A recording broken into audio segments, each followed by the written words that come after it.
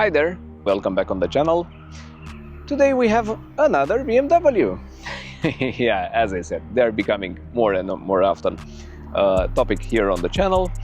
This time we have a 5 Series. It's actually pretty similar with the 3 Series, also the station wagon that I already reviewed, meaning that it has the same engine, so this one is the 520D, but it doesn't have X-Drive. It's only with the Steptronic automatic gearbox. The car has done nearly 200,000 kilometers until now, and yeah, it's manufactured in 2015.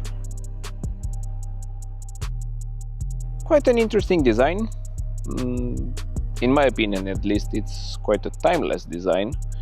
Even though it's a station wagon, it's not that bad, actually. Yeah, I would rather prefer the sedan, but anyway.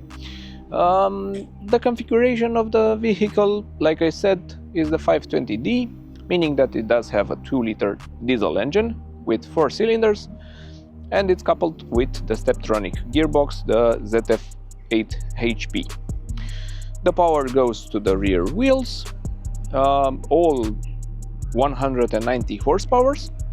And the torque figure is at around 400, and that means that the something about over 1.7 tons of vehicle goes from 0 to 100 in about 8 seconds, and the top speed is limited to 226 kilometers per hour. Almost irrelevant, as I usually say, especially in this wagon form. This is pretty much a family car, something to carry your luggage with in comfort over the long period of time, on a road trip, obviously. So yeah, I'm not sure that you're interested in the top speed, at least not here in Romania, maybe in Germany. Anyway, even though it's a premium car, it has gone down in price, so you could be interested in the consumption figure, which the manufacturer says it was about 7.5 liters, but most likely you'll see values as high as that on the highway, maybe a bit lower on national roads, being the speed limit as usual. But inside the city, most likely you'll see values as high as 11 to 12 liters. This exact model, it's got an average of about 9.2 liters. In terms of the luggage space, I'm gonna show you first this party trick. You can open the window like you could in the 3 Series, but here the cover, it's electrical, and it closes back, and also the hatch is electrical as well. This is what premium means, at least for me, in my opinion. I don't have to reach for the cover, I don't have to do anything to get to my luggage. And speaking of luggage, as you can see, we have our carry-on luggage. It's actually quite petite in here. I mean, you can probably squeeze about 10 carry-on luggages like this one in here. So yeah, quite a healthy amount of space. We do get a 12-volt outlet, some storage spaces, sort of, because you do see some of the computers of the car, so maybe not. At least under the first layer of the floor, you could see that you do have some additional space. Under the second layer, it's actually the car battery.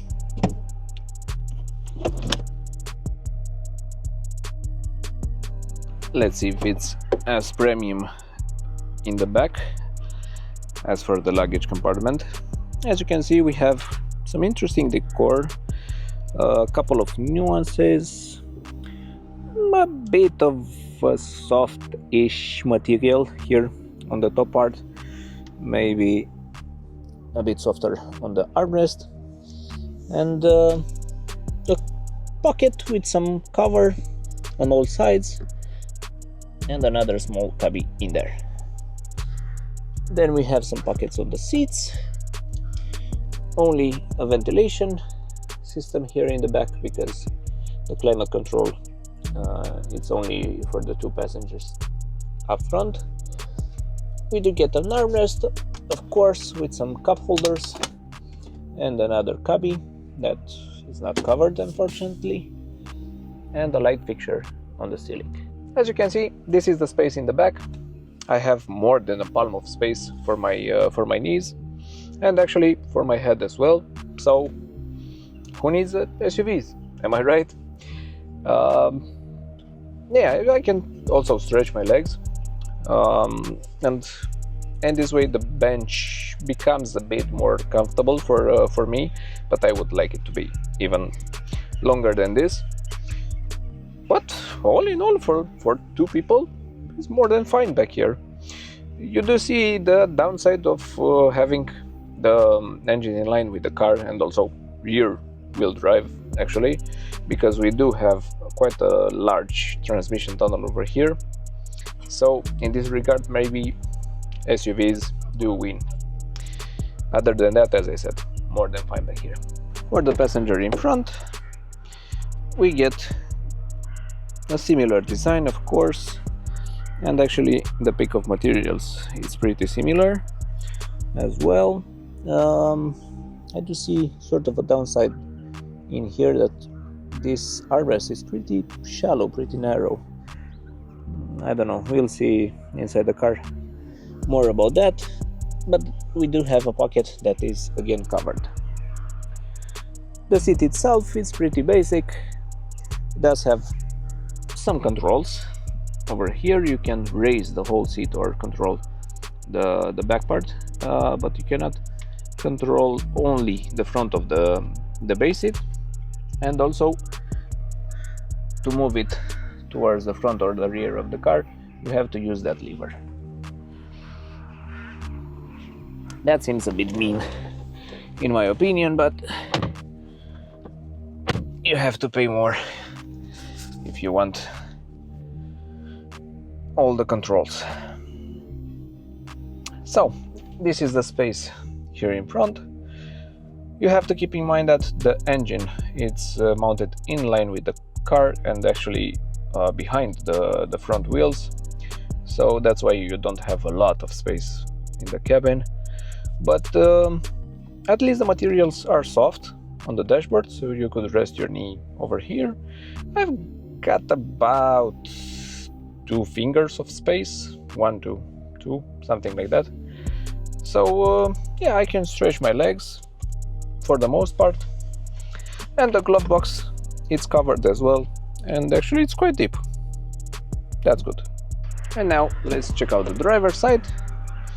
Of course, a similar door card with some additional controls for the electric windows and outside mirrors.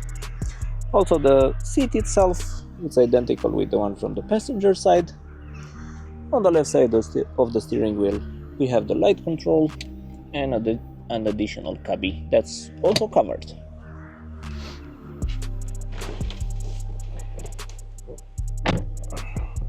Now let's take a look inside.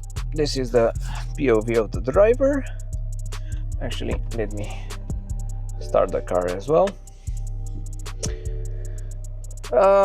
Being a luxury model, not an MPAC, the steering wheel it's actually quite small.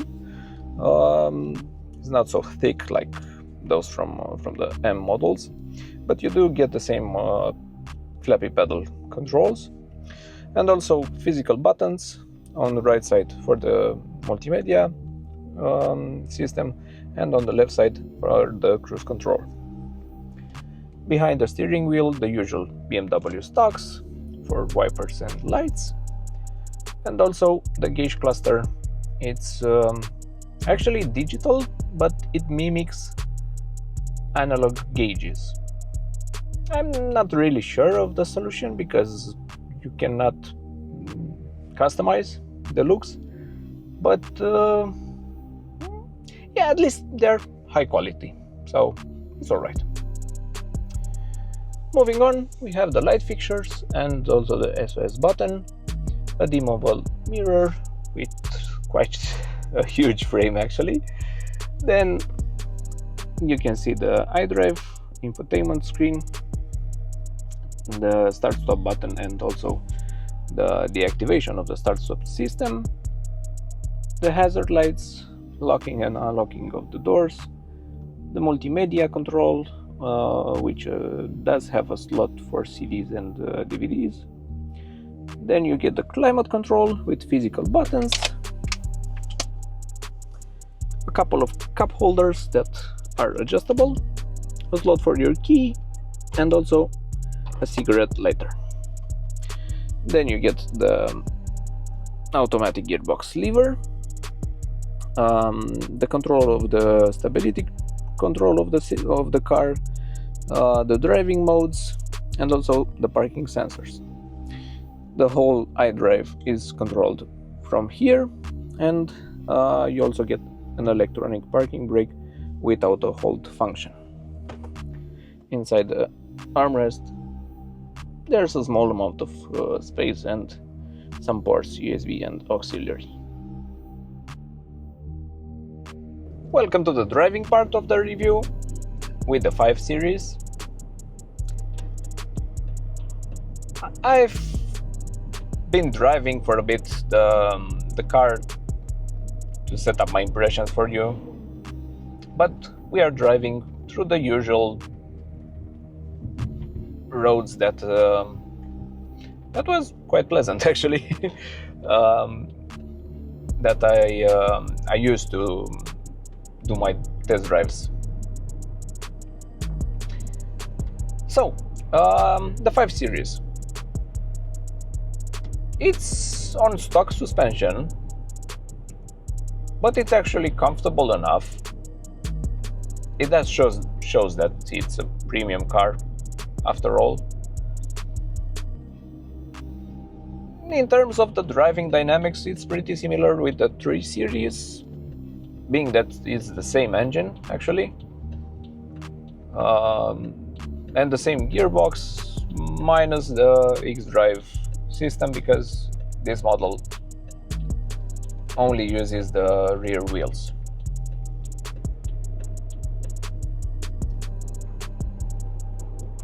So in terms of comfort, the wheels are also helping, because we do have 18 inches, which is quite small for this type of vehicle. But overall, as I said, the suspension feels quite nice, even though the car surpasses 1.7 tons in weight.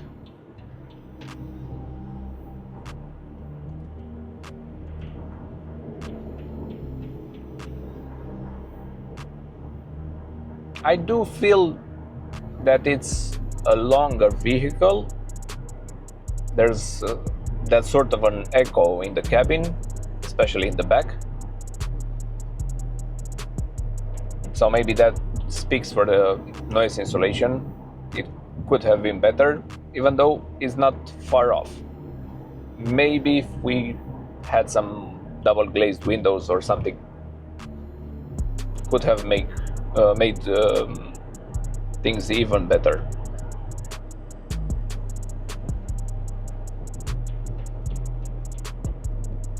In terms of the controls, the brake pedal, it's easy to modulate, similar with some other BMWs. Slight differences in terms of the steering feel, because even though it's again quite precise, it does feel a bit harder to rotate the steering wheel, even in comfort mode, even more so in sport mode. But for me at least, it's similar with what BMW used to do.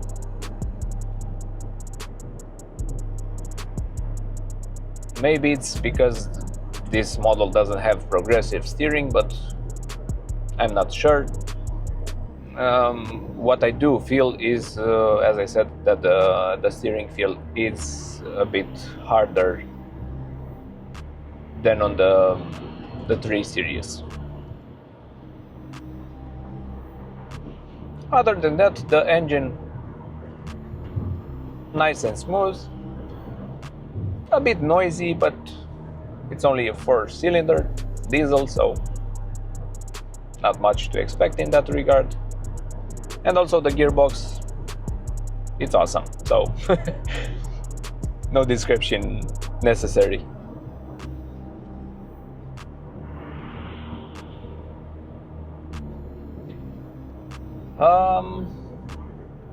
I'm gonna talk about the maintenance for a moment to get that out of the way, because I don't really know the problems of the car. It is lent to me by the Inspector Auto partners, so it's actually for sale. But I could give you some tips in terms of maintenance. Being a diesel engine, as usual, I'm used to recommend service intervals between 7.5 to 8,000 kilometers if you're using the car inside the city, but I'm not really sure that you should. It's actually quite a big car, and being a diesel doesn't really work inside the city. But anyway, if you're driving at least on weekends outside the city, maybe you could stretch that interval to around 10,000 kilometers. And if you're using the car the way it was meant to be used, mainly outside the city on highways, and you're not abusing it, you're not towing or doing anything that could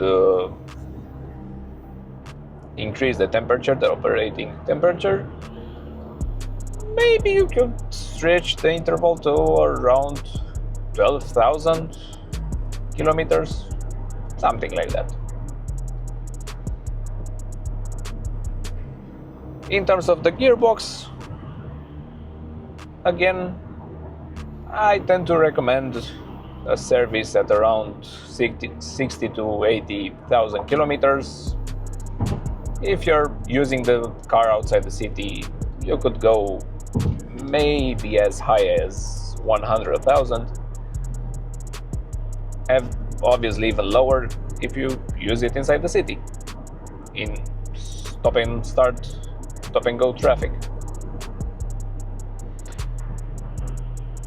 But other than that,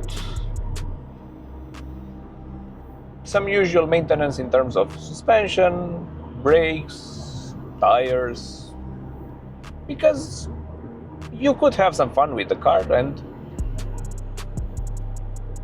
it might require some costs in terms of maintenance.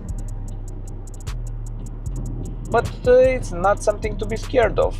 Even though it's a premium car, if you're using it outside the city, even the consumptions are gonna be low. So you could actually use this car almost with the same operating costs as you would do otherwise with a compact vehicle. A premium car, but from a lower class.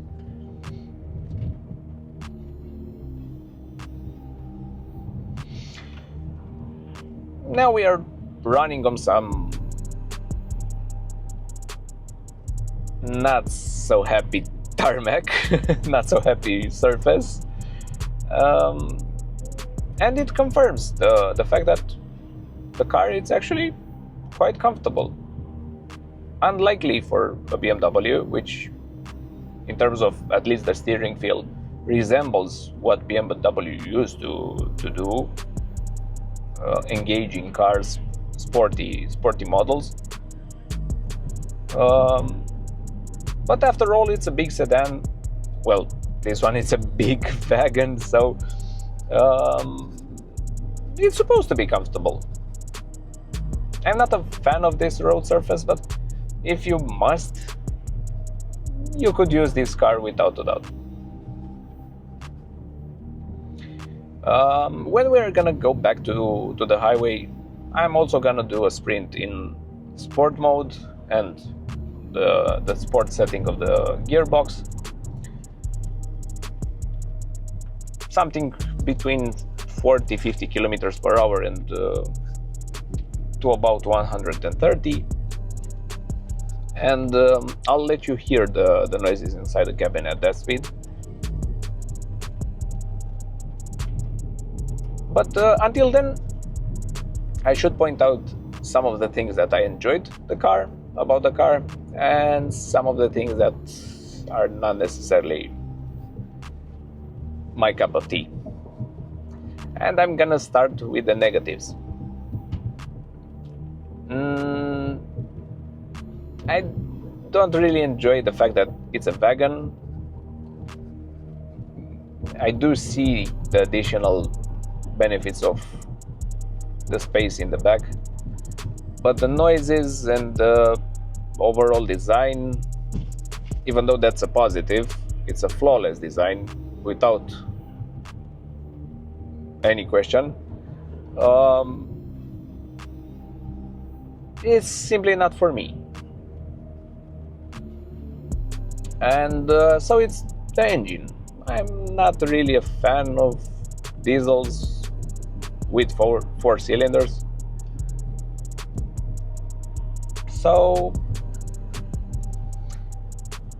maybe if I would be driving some other variant, maybe with 6 cylinders, things could have been better. On the plus side, I enjoyed the gearbox, as usual. I enjoyed the fact that the cover of the trunk is electrical, and also the hatch. And overall, the comfort of the car. It's quite a solid vehicle, so that's nice.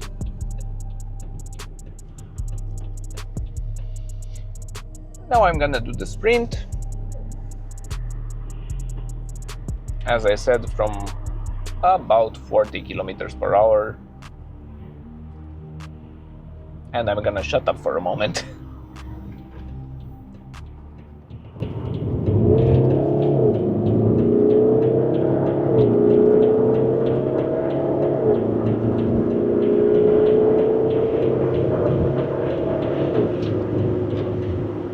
That was it.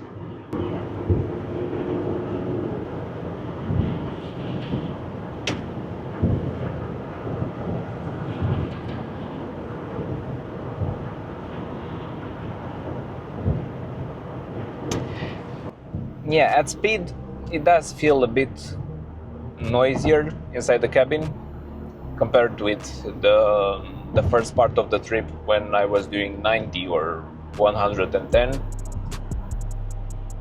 At 130 you do get some wind noise from the mirrors and a bit of tire noise. They're run flat after all, so it's something to be expected. That's why I said you could find something better in terms of noise levels, but it's not really that far off. And also, it's interesting that you don't really hear the engine inside the cabin, even though it does rattle quite a lot.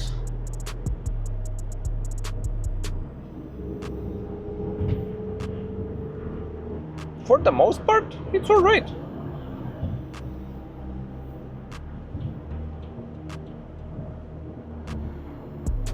But for my overall conclusion, I think for this type of vehicle, maybe something with at least 6 cylinders would suit the weight of the car way better.